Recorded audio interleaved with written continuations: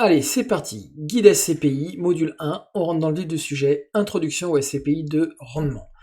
Du coup, définition et principe de base. Une SCPI de rendement est un véhicule d'investissement collectif qui permet d'acquérir des biens immobiliers générant des revenus locatifs. Elle offre aux investisseurs une alternative pour bénéficier de revenus immobiliers sans avoir à gérer directement des propriétés.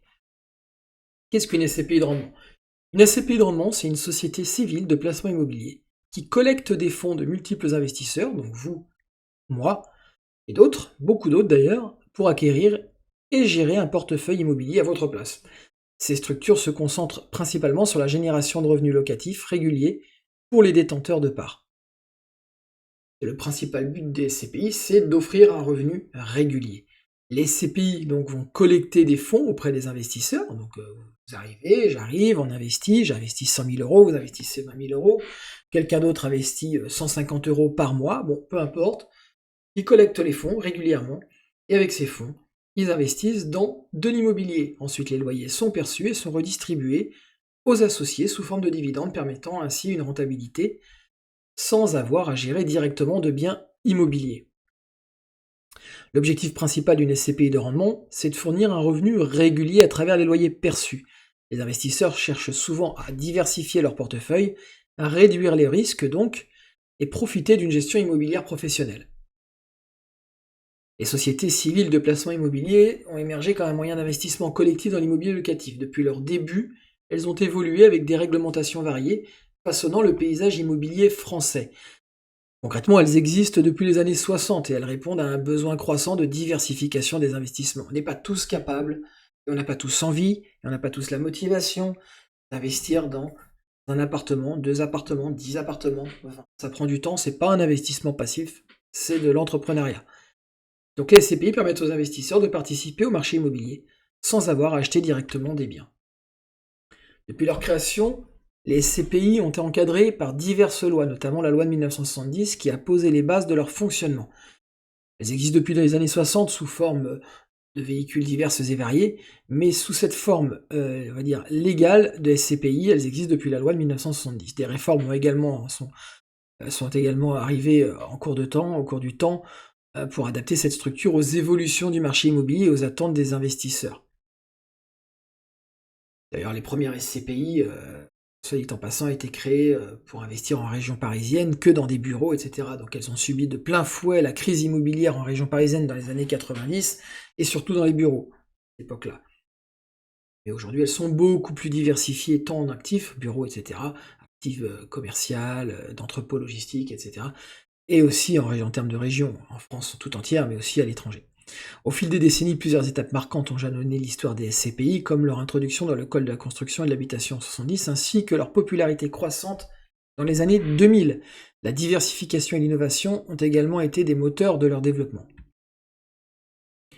Alors il existe différents types de SCPI, évidemment, et il faut bien que vous compreniez à quoi elles correspondent.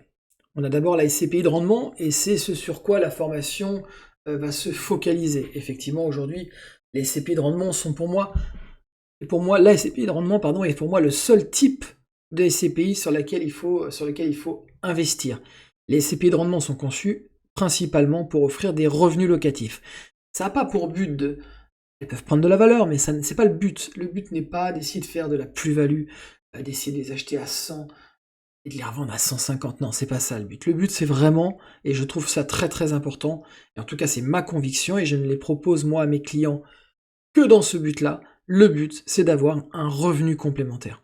À vie, la plupart du temps. Si c'est pour financer les études des enfants, un voyage, l'achat d'un bateau, d'une voiture, on oublie, on fait autre chose. Les SCPI, c'est pour avoir un revenu. Et pour moi, pour avoir un revenu, c'est ce qui se fait de mieux. Elles investissent dans des actifs immobiliers générant des loyers, ce qui permet une distribution de dividendes attrayante.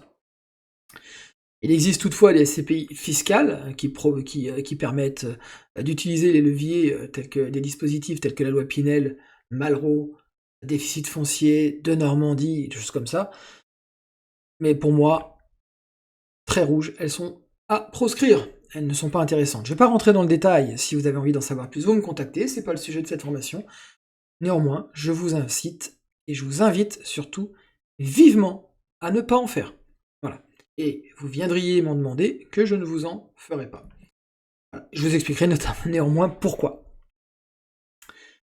Il y a aussi les SCPI de plus-value, voilà, elles ne versent pas de revenus, elles ne sont là que pour, effectivement acheter par exemple une part à 100, et ensuite elle vaut 105, 110, mais dans les faits, comme il y a des frais de souscription, on les achète à 100, elle vaut 90, ensuite elle vaut 95, puis 100, puis 105, etc. Mais c'est pareil, pour des raisons de liquidité surtout, et pour moi le point noir d'une SCPI, le risque de liquidité, les SCPI de plus-value n'étant intéressantes qu'à la revente, si on n'arrive pas à les revendre, elles ne servent à rien, elles ne distribuent pas de revenus, pour moi elles sont à proscrire. Et pas à prescrire, à proscrire. Avantages et inconvénients des SCPI de rendement. Bon, évidemment, ça ne veut pas dire que les SCPI de rendement n'ont pas d'inconvénients, comme je viens de le dire, elles ont des risques, et on verra plus tard. Les avantages déjà, les SCPI de rendement peuvent offrir des avantages fiscaux non négligeables, comme une imposition sur les revenus fonciers qui peut être moins élevée pour certains. Effectivement, il y en a qui vont sauter au plafond en lisant ça, ils vont se dire: «Oh là là, qu'est-ce qu'il raconte Manu des revenus fonciers qui sont plus avantageux, c'est la pire fiscalité». OK, oui, pour certains, effectivement, c'est vrai. Pour quelqu'un qui fait de l'immobilier en location classique nue en France et qui a 41% de tranche marginale d'imposition, plus 17% de prélèvements sociaux, on le verra dans le module consacré à la fiscalité, ça chiffre haut, trop haut même. Faut pas faire ça. Maintenant, pour quelqu'un qui a 0% d'impôt, c'est l'inverse. Lui, s'il fait de l'immobilier, il aura 0% d'imposition. Pardon. Il aura néanmoins les prélèvements sociaux pour ce qui est de l'imposition en France. Mais, comme c'est écrit ici, la fiscalité des SCPI investissant à l'étranger est plutôt favorable, puisque sur tous les revenus de l'étranger, il n'y a pas de prélèvements sociaux. Et il y a des conventions fiscales pour éviter la double imposition, on y reviendra. Diversification du portefeuille. Investir dans des SCPI de rendement permet de diversifier un portefeuille en ajoutant une exposition à l'immobilier commercial. Quand on dit commercial, c'est pas que commercial, on voit pas forcément que les commerces, mais on dit plutôt d'entreprise. Cela réduit le risque global lié à la volatilité des marchés financiers. Bon, ça c'est sûr, ça offre une diversification aux actions.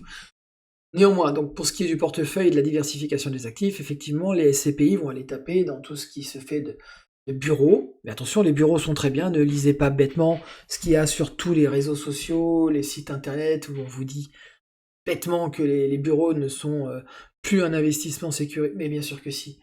Les bureaux sont évidemment importants. Qui n'a pas de bureau? Moi, j'ai souvent recours à des bureaux partagés. Des plus grosses entreprises que moi louent des bureaux. Alors évidemment, la Tour à la Défense, louée par 2 locataires, non, c'est terminé ça. C'est pour ça qu'à la Défense, il y a un fort taux de vacances locatives supérieur à 20%. Et c'est le plus gros. C'est beaucoup 20%. Néanmoins, c'est beaucoup et peu. Ça fait 20% de revenus en moins.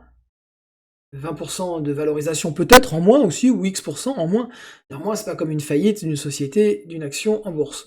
On touche des revenus. Mais on est d'accord, les bureaux, c'est un investissement qui a toujours la cote. Toujours très intéressant. Mais il faut savoir quel type de bureau et où. Après, il y a des commerces, c'est pareil, il y a des commerces qui font faillite, et puis il y a des commerces qui cartonnent.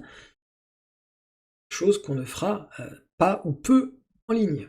Il y aura toujours un juste milieu entre commerce en ligne et commerce de proximité, etc. Centres commerciaux avec restaurants, cinéma, etc. Bon. Il y a les entrepôts, logistiques, bon, on le verra plus tard sur les actifs, mais il y a une grosse diversification.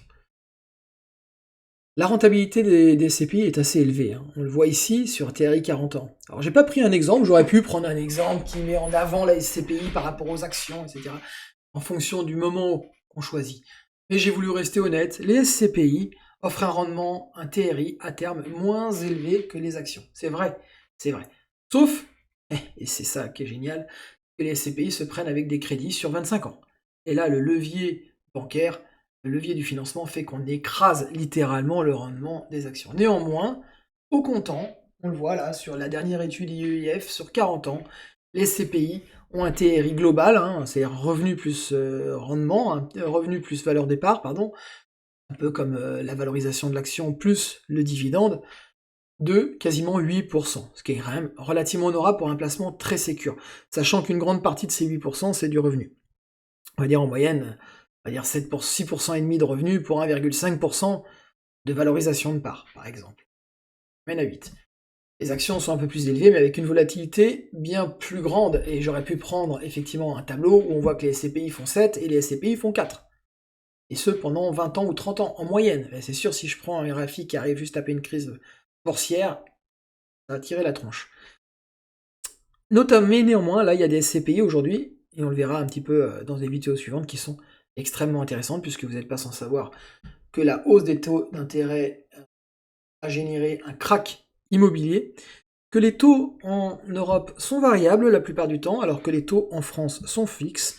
Donc sans rentrer dans le détail, ça a généré des opportunités extraordinaires en Europe qui font qu'aujourd'hui les SCPI affichent des rendements largement supérieurs. Les nouvelles SCPI qui ont été créées après la hausse des taux ou pendant la hausse des taux affichent des rendements écrasants par rapport aux SCPI qui ont été créées avant, et créées notamment du quorum par exemple. Aujourd'hui, il existe quelques SCPI qui affichent directement sur leur prospectus qu'ils ont un objectif supérieur à long terme de 7%. Sachant que l'objectif moyen des SCPI sur les prospectus est de 5%. Donc 2 points supplémentaires en termes d'objectifs, non garantis certes, mais quand on affiche de tels objectifs, c'est qu'ils ont vraiment des certitudes. Et d'ailleurs aujourd'hui, pour l'instant, elles distribuent plutôt des revenus à 9% que des revenus à 7%. Bon, on verra ça plus tard. Comme tout investissement, les SCPI de rendement comportent des risques. On va le voir, des risques divers et variés. C'est pas le sujet du jour, mais il y en a. Il y a le risque, déjà c'est l'immobilier, donc on a le risque des marchés immobiliers, le risque des locataires. Alors certes, ce risque est mutualisé. C'est un risque qui est moins grand que si on achète un seul appartement, c'est certain, ou un seul bureau, ou un seul commerce. On est mutualisé. Le risque est mutualisé. On a tellement d'immeubles, tellement de locataires différents sur tellement de pays différents que finalement on n'est pas lié à un seul et même risque. Le risque principal pour moi sur lequel il faut se focaliser, et c'est pour ça que je le précise ici, c'est le risque de liquidité.